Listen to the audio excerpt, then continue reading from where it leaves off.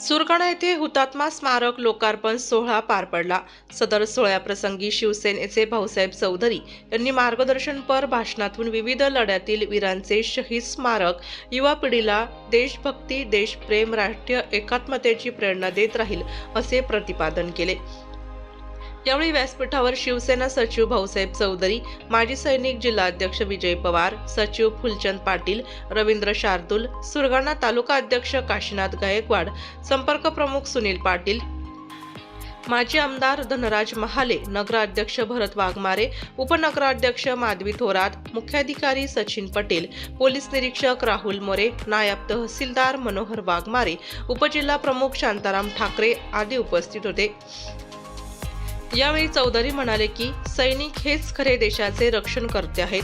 सैनिकांचा जीवन प्रवास हा खूपच खडतर असतो। सैनिकांमुळेच देशाच्या सीमा सुरक्षित आहेत। त्यांच्यामुळेच आपण सुखाची झोप घेतो। आपल्या भारतभूमीचे रक्षण करण्यासाठी युवा पिढीने पुढे येण्याची गरज आहे। माजी सैनिक भरत खानवे यांनी शालेय विद्यार्थ्यांशी संवाद साधला असता ते म्हणाले की आपल्या भारतभूमीच्या रक्षणार्थ शहीद झालेल्या जवानांचा अंत्यविधी हा स्मशानभूमीत होत नसतो, तर शासनाच्या मोकळ्या जागेत सन्मानाने केला जातो। भारतात तुलाच आम्ही देव मानतो। भारत मातेला कोणताही जात, धर्म, पंथ नसतो, तर विविधतेत एकता सामावलेली आहे। त्यामुळे गर्वाने जय हिंद म्हटले जाते। देशसेवा करण्याची संधी मिळते, त्यामुळे तरुणांनी आज सैन्यात भरती झाले पाहिजे। आज पूर्वीची ढाल तलवारीची लढाई राहिलेली नाही, तर अत्याधुनिक तंत्रज्ञानाचा वापर करून संगणकीय लढाई केली जाते।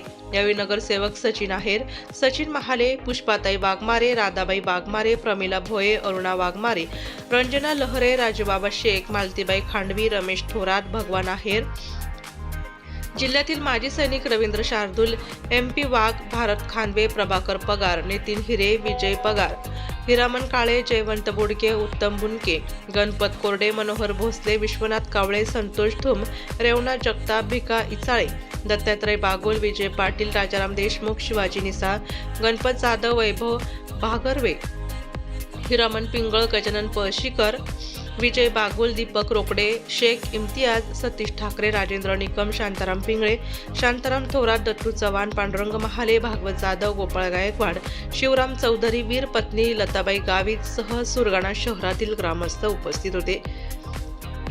नाशिक लोकशाही न्यूजसाठी उपसंपादक बाजीराव नाना खैरनारसह प्रतिनिधी रतन चौधरी, सुरगाणा।